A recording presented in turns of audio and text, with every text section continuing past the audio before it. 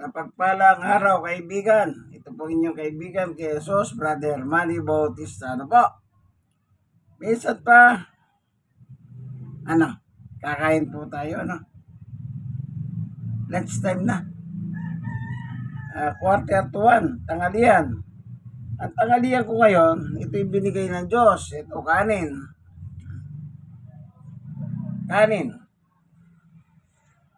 Bigay ng Diyos. Mateo 6:9 at 11. Ama namin, nasa langit ka. Sambahin ang ngalan mo. Bigyan mo kami ng aming pagkain. Araw-araw. Ito naman yung ulam. Gulay. Gulay.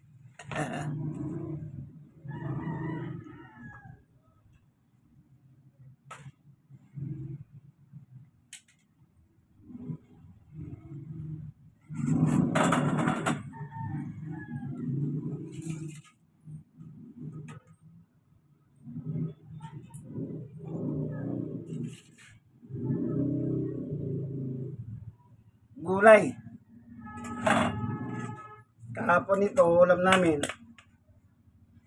So, nakarep naman eh. Ano po? Yan, ang aking pagkain ngayon. Nakakanin na binigay ng Panginoong Diyos. Amen. Tandaan niyo po, ang pagkain ay binibigay ng Diyos.